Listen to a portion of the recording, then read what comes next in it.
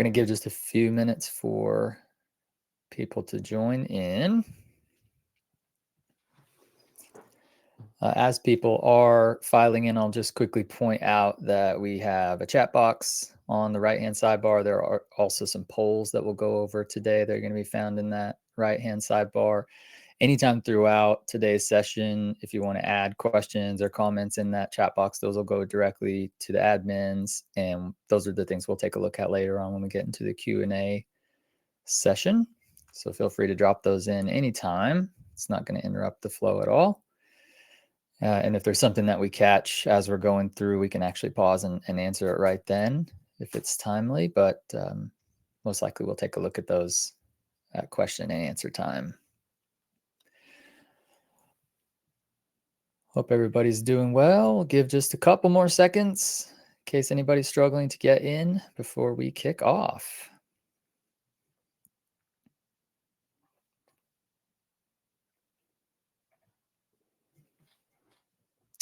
All right, I'll go ahead and get started. First of all, thanks for joining in today's session. As you can see from the slide, we are going to be covering how to operate better, grow faster, and boost efficiency without increasing headcount. With me today, I have Bruce Jordan, who's the managing partner at Hotel Guest Management. I am Nathan Smith. For those of you who don't know me, I'm the VP of Sales for the Americas here at Minute.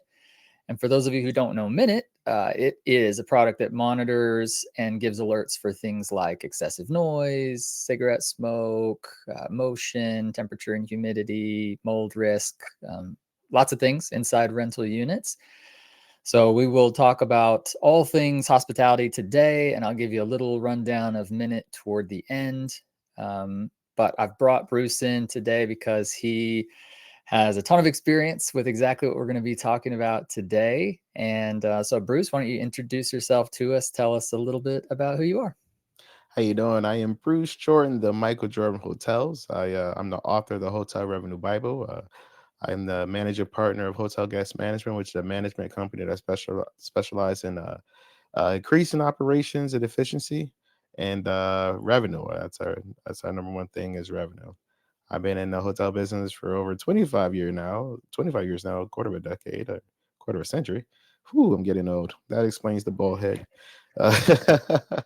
Too much hotel shampoo.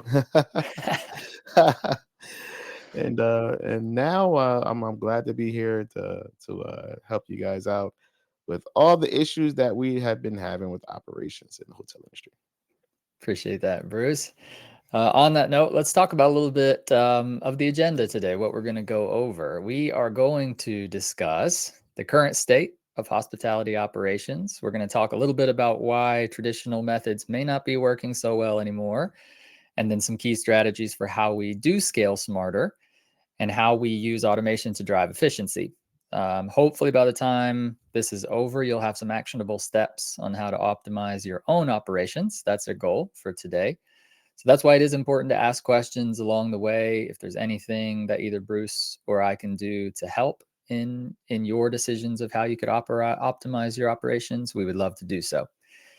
So And we let's also like to tease. hear your Oh, yeah. opinion. We also like Yeah, to hear your absolutely. opinion on what you do as well. So make sure you fill up those chats and in the comment section. Absolutely.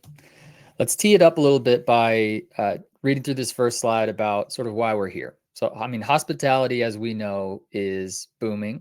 And as many of you probably are well aware, the operational models aren't always booming in terms of new and effective ways to do things. And so that can cause some strain.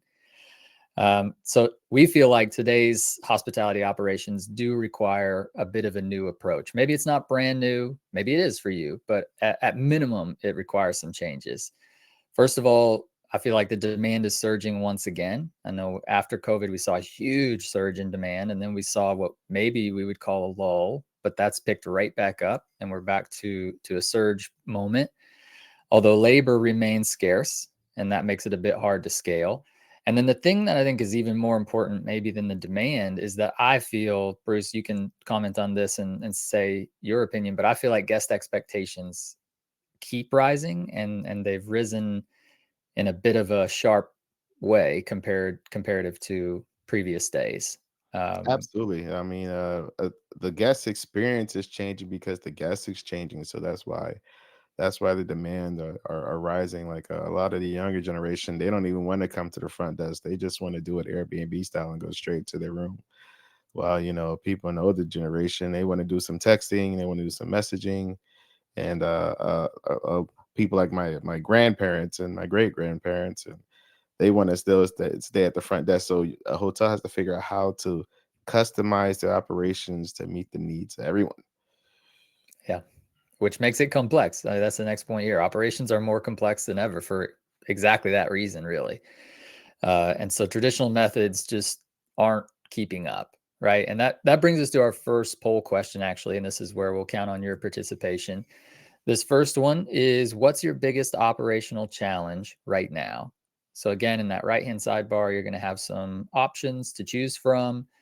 So let us know. What's your biggest operational challenge right now? Is it too many manual tasks, guest issues or complaints, lack of time or staff, or is it hard to track performance?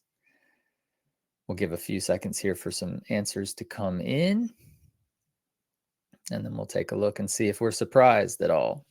Early leaders are lack of time or staff and hard to track performance. Give just a second here for anybody who's still trying to answer or think through their answer. Bruce, while we do that, why don't you give us your answer? What would you say right now is the biggest operational challenge that you're facing? I think it's definitely staff, in the time, because what's happening is that our expenses are increasing, and the number one expense right now is payroll, and we don't have enough hands on deck to handle the turnover. So you got someone that no one gives 2 weeks notice anymore. They just like, deuces, I'm out. Yep. So then you have to fill in for that person. The manager has to fill in for that person while they try to quickly hire someone else, and then they have to get them trained and onboarded. So it's definitely lack of staff and time for most of us. Yeah, that's good. Actually, that brings us into our next slide quite well, which is what I'm hearing from people. So, as the VP of sales, I'm still meeting day in and day out with some of our customers and prospective customers.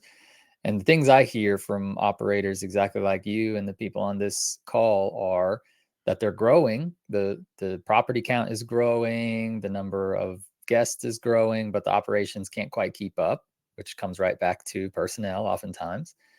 And it's hard to hire and it's hard to onboard. It takes too long. Like you say, people aren't leaving you with much time to hire and retrain somebody. They're just leaving. And Mhm. so people are spending too much time chasing the basics. And so this is where I think in today's modern age of technology, we can absolutely make some changes to our operational flow to make that a little bit easier on us.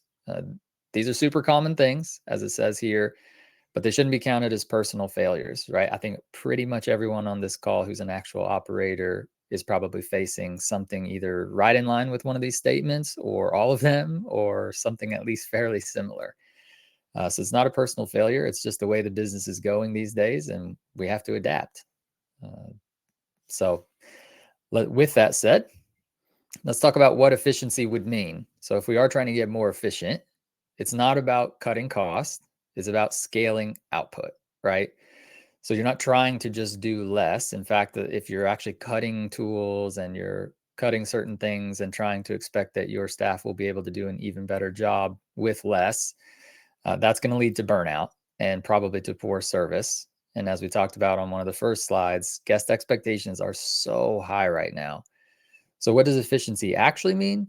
It means systems that multiply output, consistency at scale, which is a tough one as you continue to grow your portfolio, and then high guest satisfaction every time. Like some of us could probably say, if I just had one rental unit or one small boutique hotel, maybe I could have high guest satisfaction. But as soon as that starts to scale, how do I scale output without having to double, triple, quadruple headcount of staff and then start to deal with the issues that you talked about, Bruce? Um, as far as these three, especially, which one kind of stands out to you as the biggest unlock, Bruce? I think it's the systems to multiply output. I would think it was Alex Ramosi that said that you don't need more people, you need better people, and in order to get better people, you have to use better tools. I mean, you look at Michael Jordan. Michael Jordan was one player, but he was able to make it to the top every single time. Dan Marino went to the Super Bowl with a bum team. Dan Marino was one player. So it's not about having more people. It's about having better people and establishing better systems with better tools. Yeah, that's awesome. Is there one tool that you feel like has done that well for you that's helped you scale your output, or maybe a story about one person that you've worked with that's really been the like bright example of scaling their own output using either tools or systems or something along those lines? It's actually two. For one thing is we a lot of time we choose the wrong people to develop. We don't know the systems that we need to take place to choose the time or get the time to put into that person. So we'll end up putting all our time into the wrong person. The what I usually do is I look for that employee that is sharing everything on social media, that has that pride in my hotel or the company or the team, that they're so proud of what we stand for, who we are, that they're sharing it with everyone in their audience and in their followers.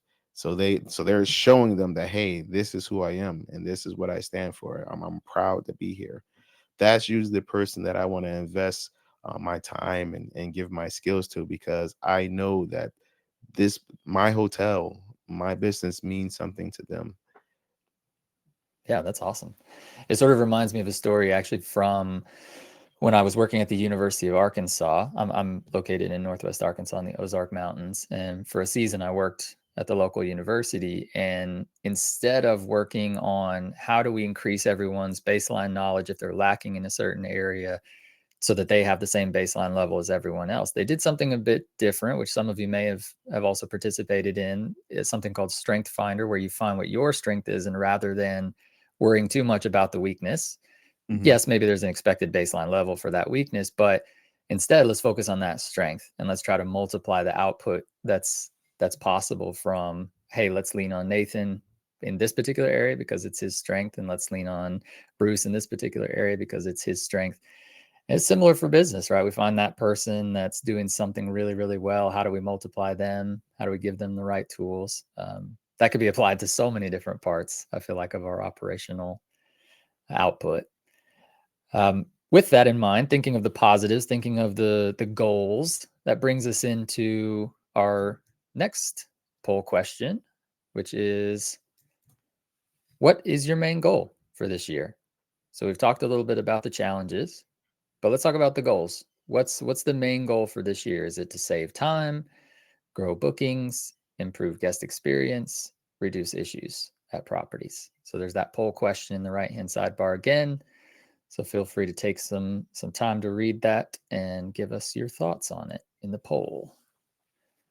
Give a second for the answers to come in. Again, Bruce, if you want to weigh in on your thoughts, what's your goal for this year? Well, because the I never had an issue with the group bookings, I'll probably have to say save time, and the ones that are actually are choosing growing bookings, they usually mean growing revenue. And a lot of times they don't realize that they have the revenue is right there in front of them. It's just the systems that they put in place that are actually choking their revenue. For instance, like other income is usually 5%, but a lot of their policies and procedures that they're putting in place, especially at the front desk, is getting that other income down to 1%, and they just need to revisit their policies. So yeah, I would definitely have to say same time for me. Yeah, that makes sense.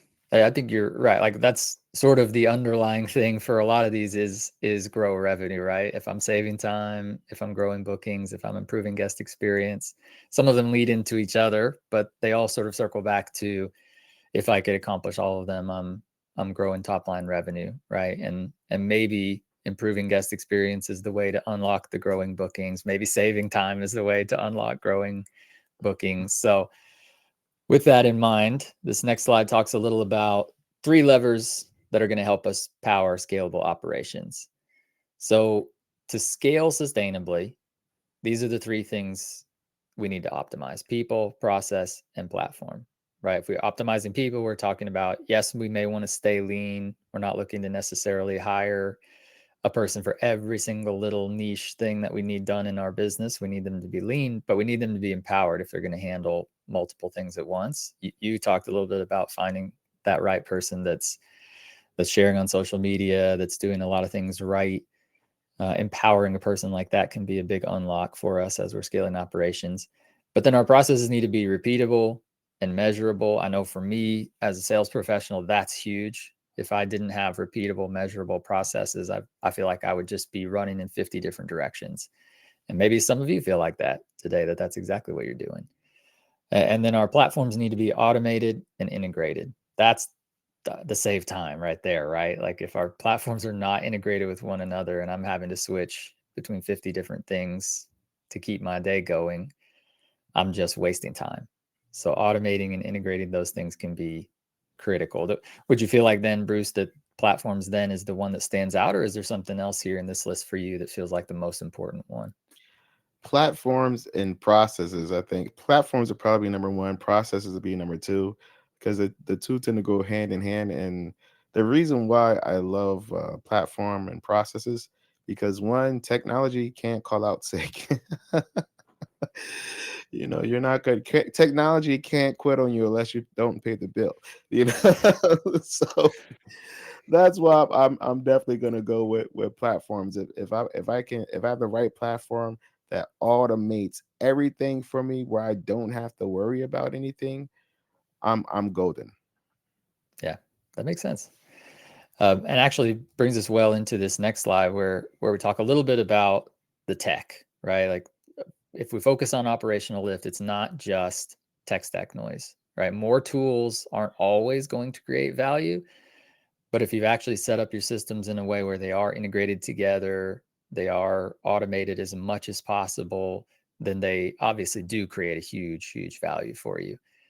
With that in mind, the right tech tools should enable fewer decisions, faster actions, and clearer insights. We're going to talk a little bit about how some of that might look here on some of the later slides. But would you agree with this in terms of what you just said, Bruce, that like these are sort of the things you're after when you're looking at the right platforms, something that's enables fewer decisions, faster action, clearer insights? Anything else you'd add to the list?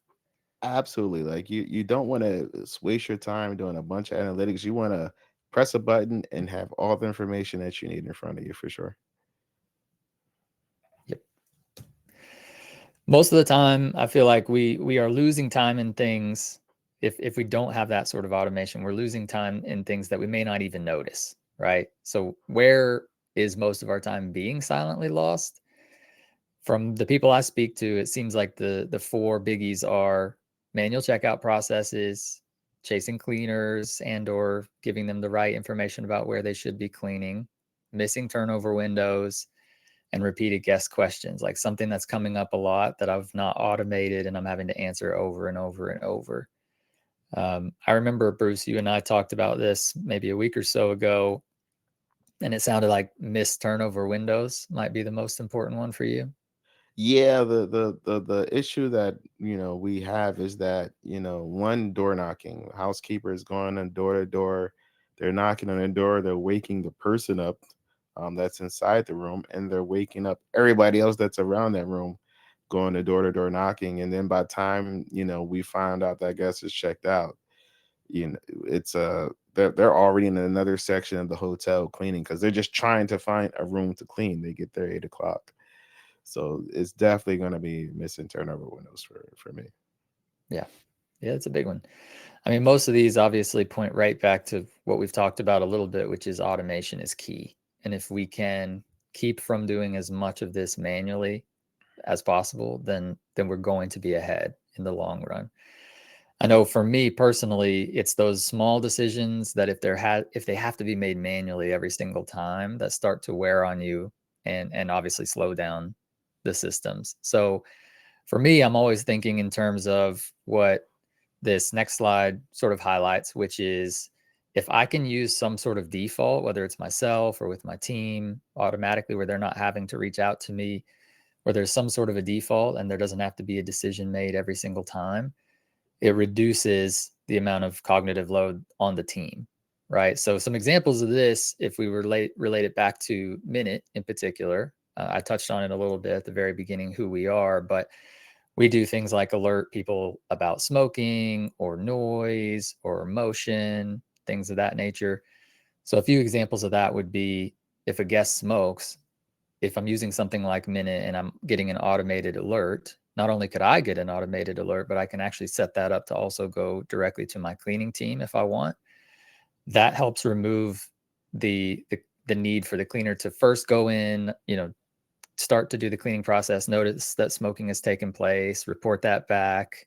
We talk about it. We try to figure out what to do. Like, that's all reactive. But with a tool like Minute, we're able to be proactive, and that's going to save so much time. In fact, they can be alerted before they've even arrived at the room. They know I'm probably going to have to do some extra cleaning here because we got a smoking alert on this particular room.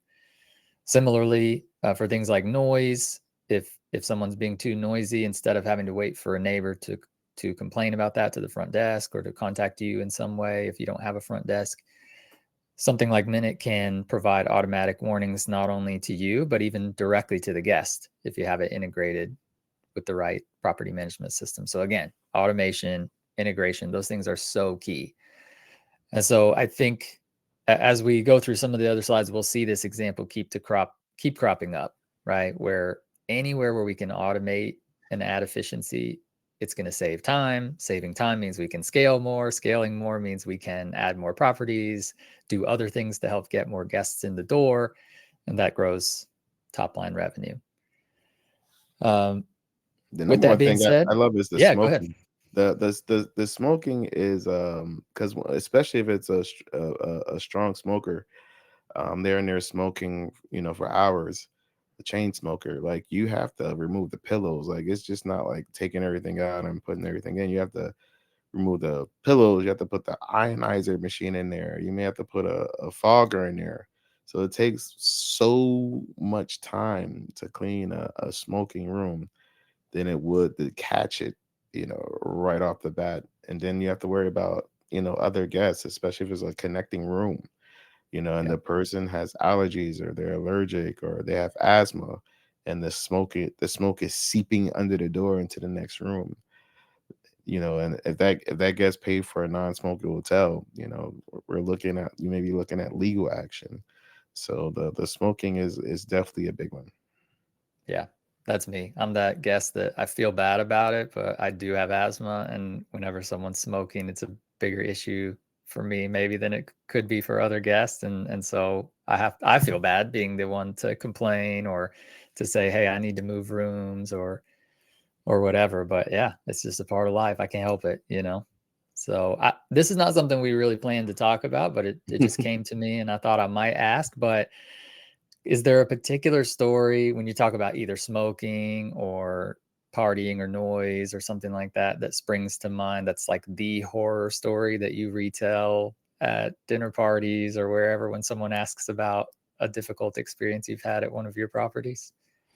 Absolutely. I remember I was at a hotel, and I just happened to be there for a MOD shift, and this couple, they were smoking inside the room.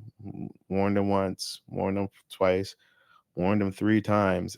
Hey, listen, there's a person in the hotel that has asthma.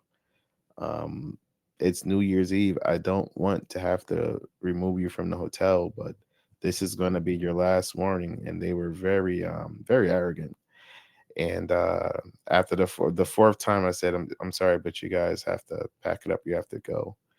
And they sued us for Oof, removing them from the hotel.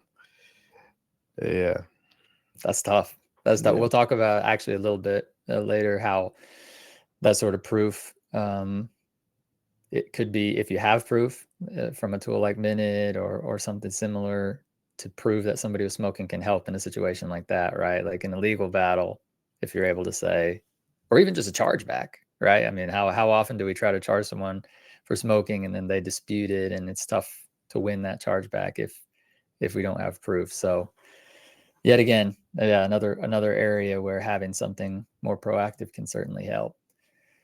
With the idea of tools and proactivity in mind, we have another poll question for you guys, which is which tools or tool would help you most right now?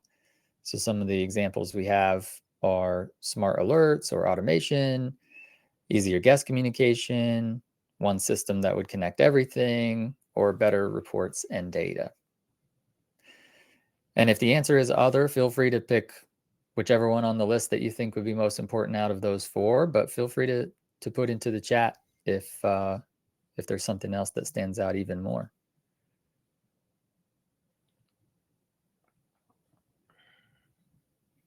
Bruce, what about you as we let the answers come in here on the poll? Which tool do you feel like would help you most right now? Well, I'm not delusional, so I know there's never going to be one system for everything in the hotel business. So I'm going to have to go with better reports and data, because better reports and data means I can move faster and react faster. Yeah. That's a big one. Looks like we got some answers for smart alerts and automation, and then easier guest communication. Both biggies for sure. Feel free to continue. Those should stick around, so feel free to continue answering if you're still thinking about it or thinking about writing in the chat. But as you mentioned, Bruce, I think no one system has ever, well, maybe someday we can dream. Maybe someday something will integrate everything, but let's assume that's probably not going to happen. It does make it more and more important that the things that you pick do work together in some way, right? You can still be smart with what to pick. And so, as it says here, I think it is important to build the ops flywheel where each system at least supports the next, right? We know they're probably not all going to connect to one another, but if the systems we're building mean that each tool we have supports the next one, whether it directly integrates with every single tool you use or not, great operations aren't linear; they're compounding. So if I'm planning to add more properties and scale up, then I need to have systems that are compounding and that help one another and that are allowing me to scale. So when automation, alerts, and workflows feed each other, everything runs a lot smoother over time. Bruce, I know you've managed multiple properties and obviously scaled and grown. So when you think about some of those moments where you were moving from one property to two and two to four and things like that, what are the things that stand out in terms of like what slowed you down and maybe some of the surprises that you didn't think were going to be there in terms of like, oh, this is taking way too much of my time, and if I would have automated it sooner, it would have been a big help. Well, the number one thing that really slowed me down is that the hotel operation couldn't handle the amount of volume that I was bringing through the door. They were used to 40 or 50% occupancy or 6% 60% occupancy, and when I brought it up to 80, 90, they're kicking and screaming, saying this is too much. It's not too much in the bank for some strange reason, but it's too much for the operation. Yeah, for um sure. so when I'm moving up in properties, like I'm former IHG corporate, so we have about 16 properties we'll get at one time. And it will be not being able to consolidate everything where I can switch from one property to the next in seconds. So if I have to look at everything individually, when I'm analyzing everything, it just makes things more difficult for me. Yeah, that makes sense. You touched on earlier in one of the slides about turnover and a little bit about cleaning and that process of knocking on the door. So we won't spend a ton of time here, but I think it is important to note that cleaning faster and turning units is a really key thing. And the better that we can do that with confidence, the better that the occupancy issue would be solved, right? That's a key part of it. And so again, I'll tell you a little bit more at the very end here about what all Minute can do. So I won't talk a ton about it here, but just so you know, we do have a motion detection feature which can help with some of these things. But I think it is important to know when your guests actually leave. You talked about it directly, Bruce, about having to knock on the door, not really having the data around if somebody's in there or not, or have they left? Are they still there? We don't know. You're waking them up. Maybe you're waking up a neighboring unit that's not checking out today. So being able to alert cleaners only when a unit is ready to be cleaned can be a big unlock for some people. And then reducing idle time between stays, which frees up hours every single week, is pretty important as well. One of the other things in terms of automation, when you touched on it with the smoking issue with the guests at New Year's Eve, another similar issue would be noise. So catching noise issues before a guest complains, as I mentioned earlier, being proactive in something like this can be a pretty big unlock as well. So using something that can automate this can definitely be a time saver, getting notified of noise in real time.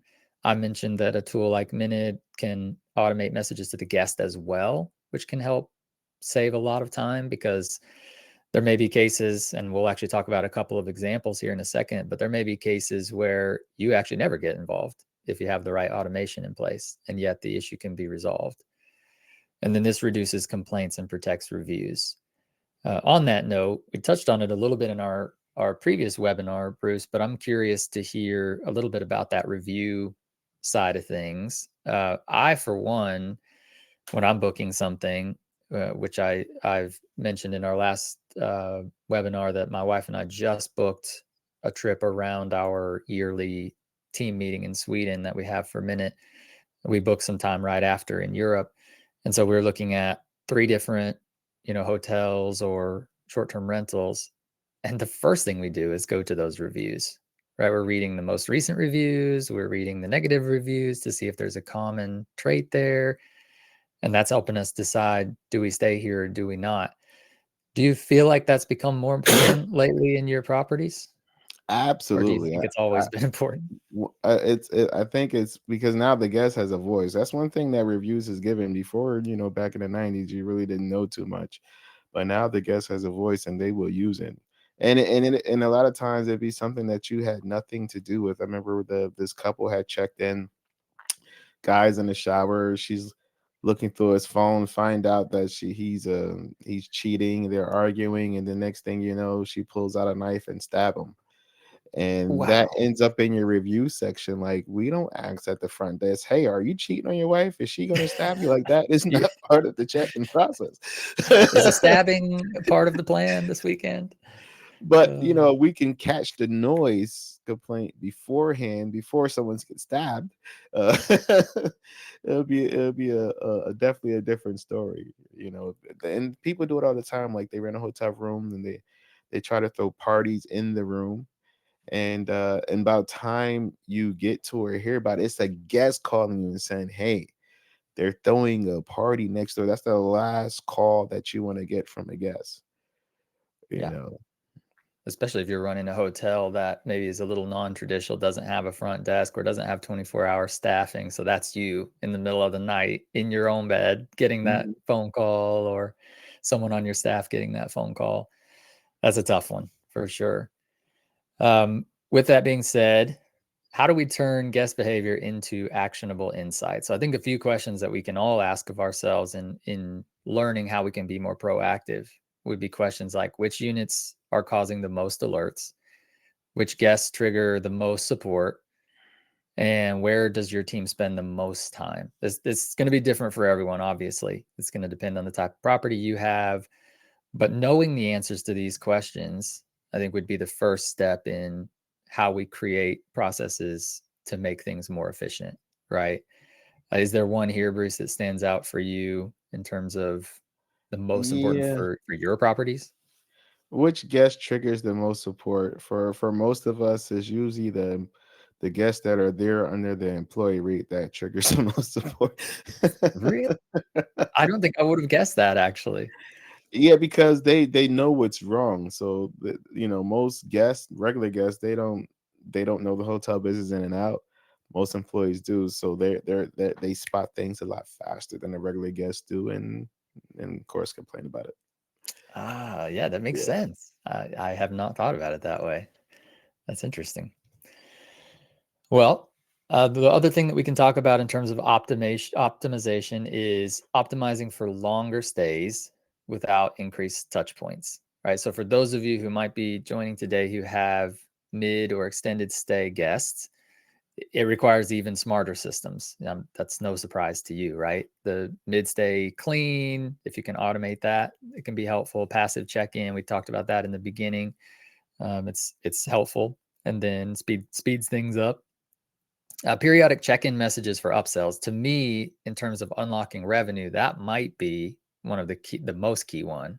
Periodic check-ins, if you can automate some guest messages to try and upsell some sort of service or even longer stay, etc.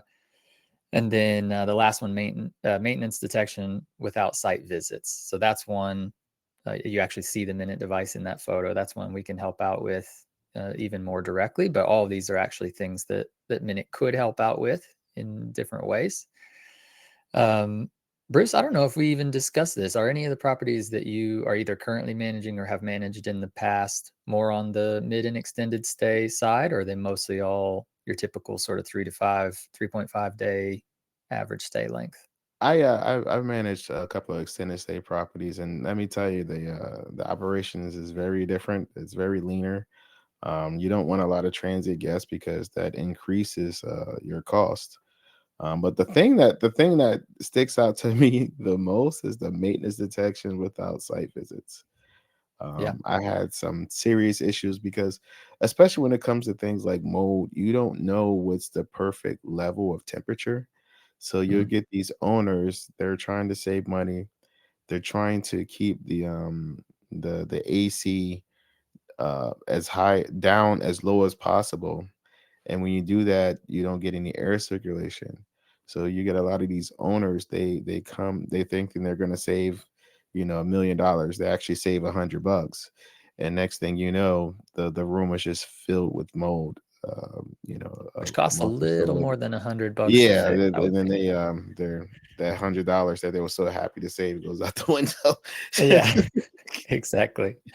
No, that's good. I think it's a good note, and leads us well into the next slide, which is that building the tech stack that gives back your time. So you mentioned the maintenance without having to be on site, and with something like Minute giving you alerts about mold can be useful. And I think on that note, smart platforms, as it says here, they should run in the background.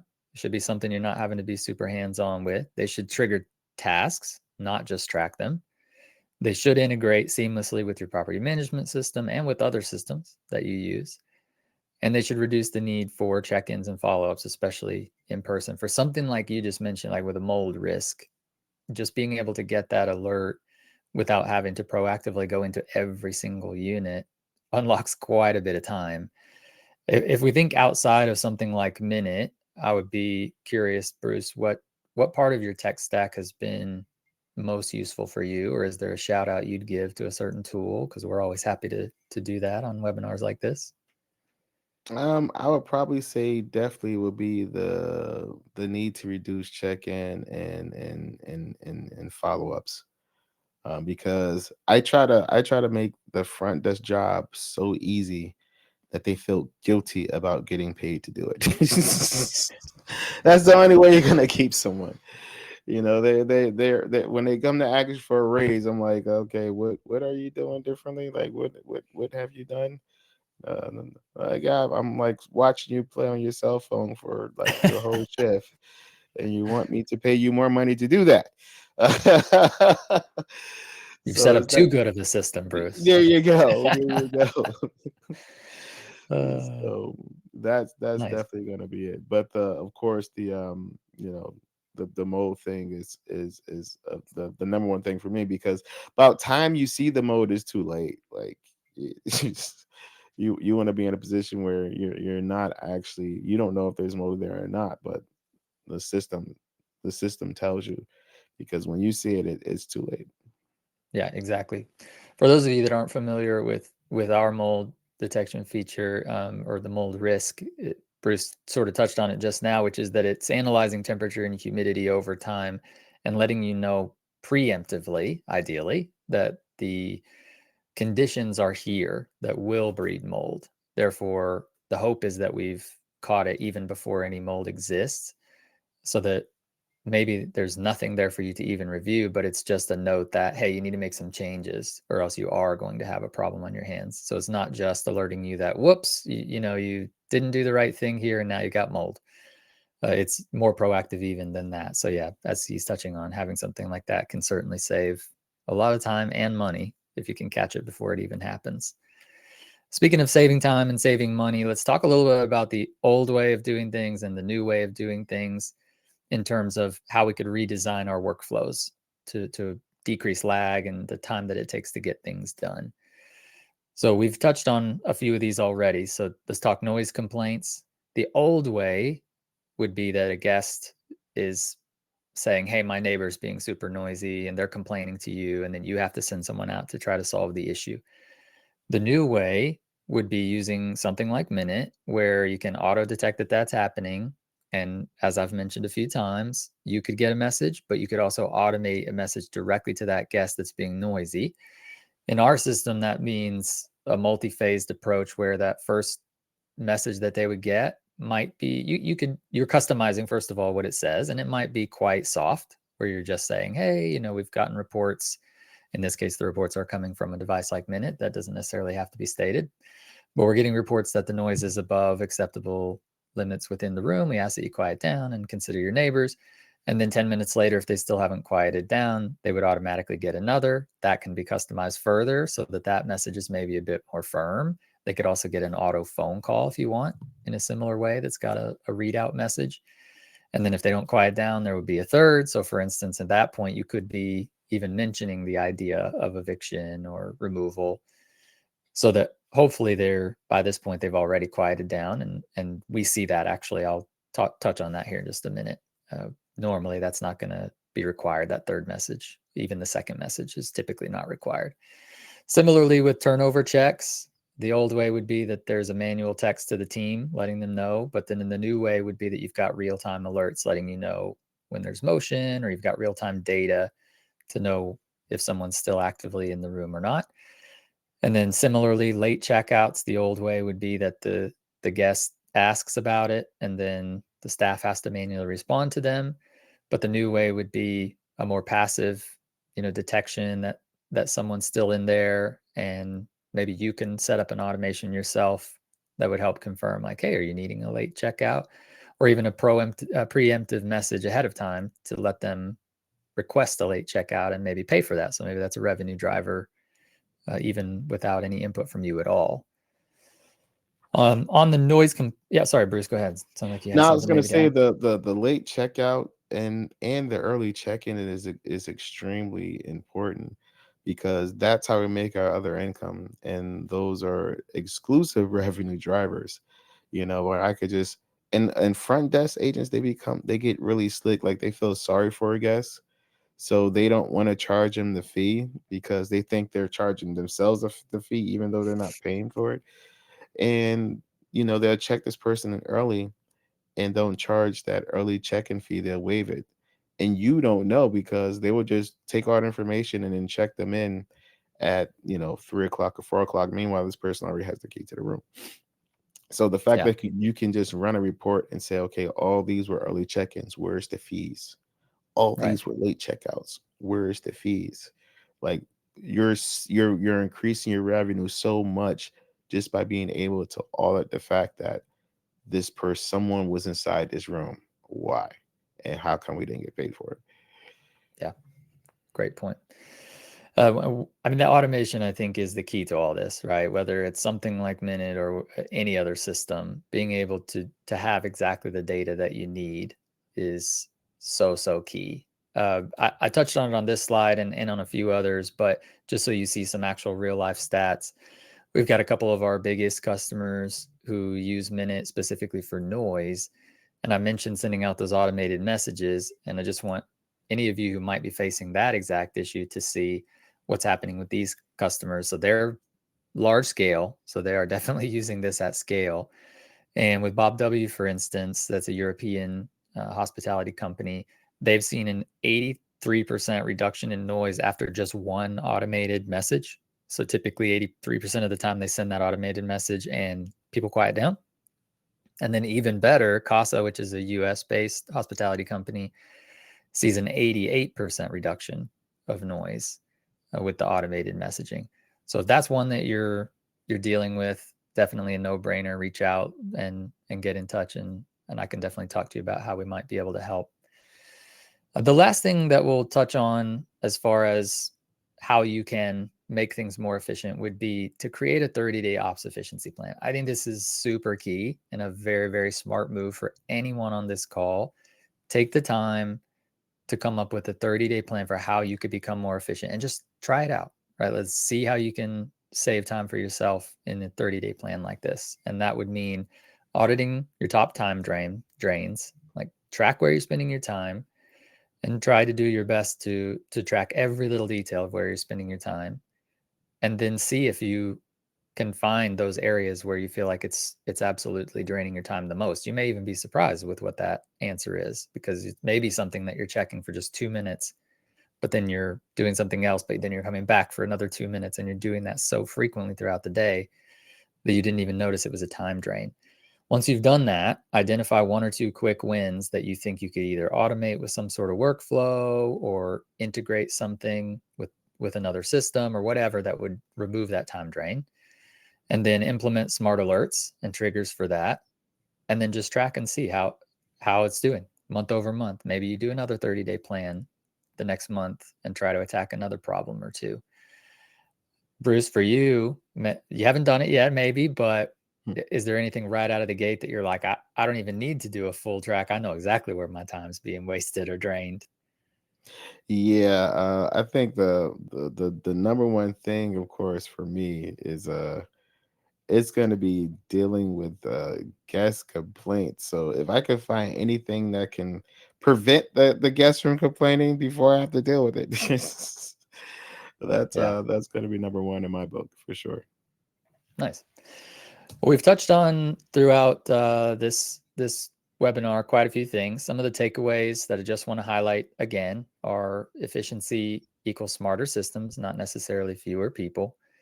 Automation should be handling 70 to 90% of routine operations, and it definitely can. Visibility, proactivity, that sort of thing definitely trumps reactivity every single time.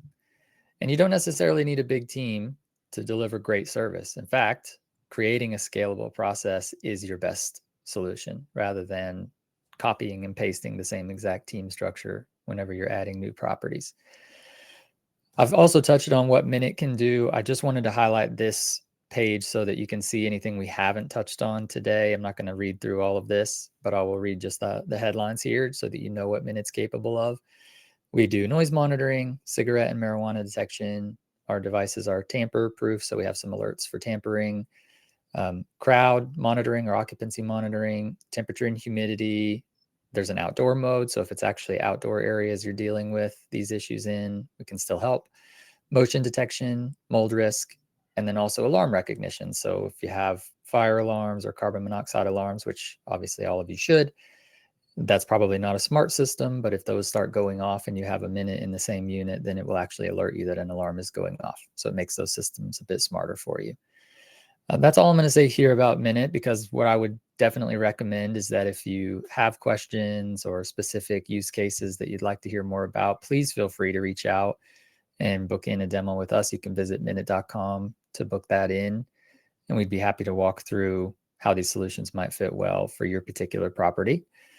But with that, we're going to jump with our last few minutes into some question and answer. Can you go back to that slide one more time? Yeah, Because of there's course. one thing that is extremely important that we need to touch. Like the most everything that Minute does is great, but the most important thing is the occupancy monitoring, because you need to be able to see if someone is in a room and you haven't been paid for it. I had Mm, a front desk agent. She was like selling rooms for cash to her friends. She'll do a room move inside the system. So she'll be checking someone in. She'll check them into that room and quickly move them to another room.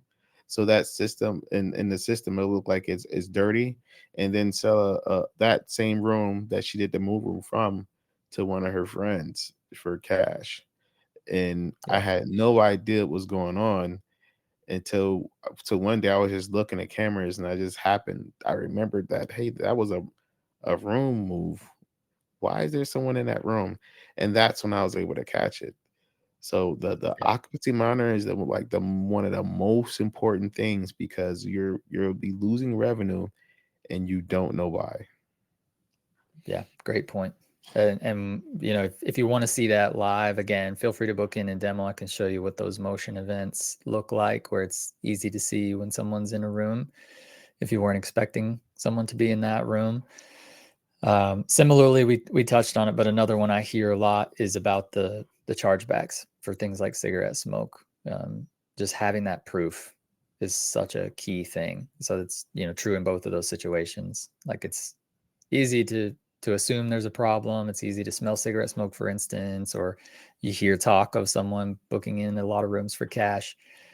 But if you got the proof, that just makes things so much easier to deal with.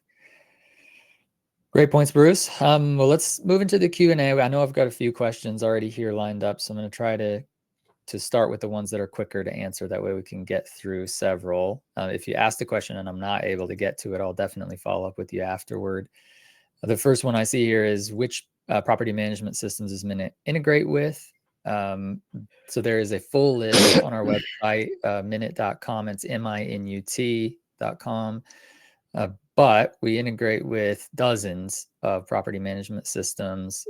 If we're thinking on the hotel side, then ones like Muse or Cloudbeds will be big. If we're thinking on the short-term rental side, we integrate directly with Airbnb, and then a bunch of the short-term rental property management systems as well, like Guesty and Hostaway, Hostfully, etc. The list is huge. I won't be able to name them all, but if you'll go to minute.com and the menu, there's a drop down that will lead you to the integrations page. Another question I have is, what type of maintenance will units like this need? Great question. These units run on internal rechargeable battery. So really the only maintenance would be to recharge them occasionally. Depending on how many features you decide to turn on, that battery is going to last anywhere from 6 to 14 months. Wide range there, but there are a lot of features that you can choose to turn on or not turn on for efficiency. But just expect that you're going to be charging maybe once or twice a year on average, and that's about the only maintenance. And if you've got a big property set and even just charging once or twice a year feels like a lot, I will just mention that we have a feature called sensor swap. So if you've got a charged up, ready to go one in your front office, then you can absolutely just bring that to a unit where one is low on battery, and there's a process that only takes a few seconds by which it'll copy over the settings and you put the new one in its place. So you don't have to necessarily charge it and wait to bring it back. Let's see, another question. Okay, somebody asked about the battery, so that I've answered that just now. Oh, but they did ask, is there alert, which is a good question. There is an alert for when the battery starts to go low. In fact, there are two. So the first one will come with about 20% battery remaining, and then the next with about 10% battery remaining. So you do typically have, 3 months-ish when that first alert comes in, and then maybe 1 month when that next alert comes in. So you've got a bit of a warning.